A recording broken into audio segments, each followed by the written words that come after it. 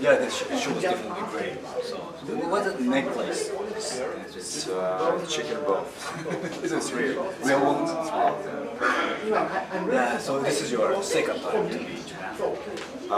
This is the third time. Yeah, we did one show in Tokyo, then we did the whole tour, which was Nagoya, Osaka, and Tokyo, and now we're playing Loudpark. So yeah, it's the third time, and it's the biggest, obviously, because Loudpark is the biggest event. We've tried to play at this venue.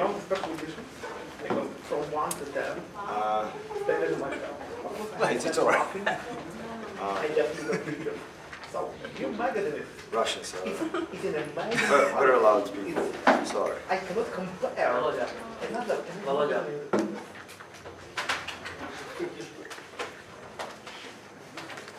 Go ahead. Okay, alright. So what is your impression about Japan, this country? Man, I'm just fascinated. This is the third day today that we've been here, and there's still a few hours tomorrow to kill. But I don't know. We did a lot of walking downtown and just observing people and life and different situations. And it's a country that you probably need to spend at least a few months to get to know it better. And if I ever get this luxury of having this much time in my life, I would love to do that and explore country also. Travel a bit more. And I really wanted to go to Kyoto during this trip, but it's never enough time. But we went to some temple. We witnessed the ceremony of the dragon or whatever it's called. But it was pretty exciting to see some of this traditional Japanese culture. Yesterday we went to the traditional Japanese restaurant and we had some of the best quality Kobe beef, and we could roast it ourselves and make it ourselves, and everything around it, all the aesthetics, Japanese aesthetics, and architecture, and there's actually a lot we can talk about because there's a lot of really inspirational and very inspiring aspects of your culture that I found very appealing to my interests. So people are super nice and very polite, and I think us at least, I don't know, I can speak on behalf of my nation. We could learn a lot from it. That's for sure. So what was your first extreme experience? When was it and what band was it? You mean extreme metal, right? Yeah, maybe thrash metal, death metal, black metal, whatever. When was it? Okay, I'll just tell you the first one that just clicked in my mind. It's when I listened to Blasphemy, Blood Upon the Altar, Devil Tape. I loved it. 89? No, I got it in 91, I believe. Maybe earlier, but I think it was 91. That was shortly after I got into the underground scene and just discovered things like magazines and tape trading and this kind of stuff. You've been there, you went through all this stuff, so you know exactly what I'm talking about. I got so much into it. I just made a deep dive into it, and actually I never really went out because I'm still here, and it's been over 20 years with Behemoth, and even though times change a lot and there's no tape training anymore, there's MP3 stealing these days. Anyways, music in general is my most comfortable territory, environment, and I'm just happy being part of it. I was happy back then when I was a kid. I'm way more aware these days, but I kept the same passion for music. Yeah. So we have Blasphemy. Canadian gods. Yeah. Actually, I saw them live for the first time ever, and I met the guys. And I approached huge guys. They're fucking monsters, and but very nice people too. And I met Jeff. I met Jeff before, the black guy, Color of the Storms, in Vancouver, like a few years back. He attended our show. and we smoked some pot and just, you know, had a beer. And now I get to meet Black Wind, and I approach him and I introduce myself. I was like, okay, so you want me to sign your album? And he was like all surprised that, because apparently he knew Behemoth and knew that we were, you know, down and stuff, and he was familiar with that. But of course, you know, I grew up on Blasphemy, and it's like never-ending experience, and I love that band, and they were fucking killer on stage. Out of control. It's just they have this danger factor that I respect a lot, because hardly any band have it these days. So they still have it. It's awesome. In the 80s, the Polish metal scene was, looked kind of behind the curtain to us. But I got the vinyl from the bands like Turbo, Dragon, Cat, Acid Drinker. But in the 90s, all of a sudden, the extreme metal bands like yourself, maybe Vader, became very big. What was the triggers? I don't know, man. I'd say, well, first of all, we never really got that big. That's the first thing. We've always been hard workers. We've always been very passionate about what we did.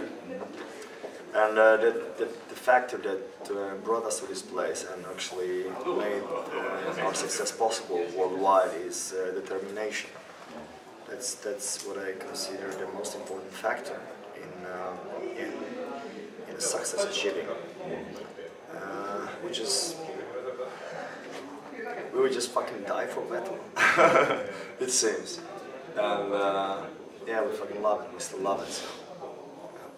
And you said that Blasphemy for me was the trigger to get you into the extreme metal. Yeah, what was the Norwegian black metal, the inner soul and the first wave? Yeah, I was so much into it. Yeah, I still think that the Scandinavian scene is the strongest one among all the other scenes. So they were just very talented and very extreme, and that was something that was drawing my. I was 17 or 18, and it was very inspiring. So was it a big? Did it have a big impact on the whole Polish scene? Yes, yes, it did. Not only on us. I mean, there's been the whole scene in Poland. But the thing is that even though it was very inspirational very influential on the Polish scene, we managed to create our own sound. Probably because we weren't able to copy them, because we lacked skills. Proper skills to sound exactly like Norwegians or Swedish bands, so we had to make it up somehow, and that's how Polish sound was made. So, yeah. So do you consider yourself as a death metal band or black metal band, or you do not care? I don't give a fuck. Okay. As long as there's quality and honesty in what we do, I care. If it wasn't for these factors, I wouldn't be here, you know what I mean? So I really need to speak my mind. I really need to clean my system of all this energy that you find later on stage on the records. Yes. So once you tore down the Bible on stage and had a problem with the Polish government? It's not really a problem with the government. It's a problem with one guy that claims to be. Shit. It's just. I know. He's just trying to sue me for whatever. Gorgoroth had a similar problem in Poland. Yeah, there's been a lot of bullshit around it in Poland, but there's just some opportunists that try to make the names big upon our backs. That's how I see that. But they will fail. But it is a good advertisement for the band, maybe? I mean, I have no problems with that whatsoever. I mean, I can make a good PR out of everything, so I hope I'm smart enough to use it in the right way. But then in the end of the day, I'm really fed up with going back and forth to courts and trying to explaining myself, because I'm not guilty. Well, I'm guilty of being an artist. Is that illegal? No, it's not, of course not. Not in a democratic world. That's why I live in Poland, not in China. Yeah, freedom of expression, so This is a religious thing, quite strict in Poland. Here, nobody cares. So. I know.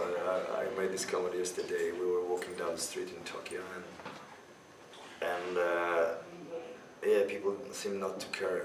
And I said, well, they don't have a fucking clue who Jesus was, so they have that's true. They have no problem, you know. They have their own gods, and they respect them, and they actually. I mean, you people seem to live in peace with yourself and with your past and with your ancestors. And on one hand, you know, I don't know, you probably have other stuff to rebel against, but you don't have your Jesus. No, we don't. Okay, so what about your new album, The Satanist? Any difference from the previous albums? It's very different. How is it? It's more organic, it's more emotional, it's more spiritual driven, it's more back to the roots on one hand, but then on the other hand it's more modern, so it captures these extremities, you know. It's very dynamic record. It has some it's rooted in there's some classic rock influences. It's more rock oriented. It's more adventurous. But then it's more radical at the same time. It's very difficult to explain that. You should really have listen, and you will very shortly, because JPC is putting it out in Japan, and I'm really curious what people will say about it. But I just played this record to my friend earlier today, and she was blown away actually. And it's very few people that heard the record so far, but the reactions were amazing. So I'm very happy with the album, and it's the most of Nurgle that I could incorporate in this piece of art that we created. And I'm so much in peace in what was inside and what came out outside, and we just capture it on this piece of plastic. And yeah, it just sounds very complimentary. It sounds very completed. It sounds very, yeah, it's us, it's Behemoth, it's us as people, individuals, artists, human beings, it's all there.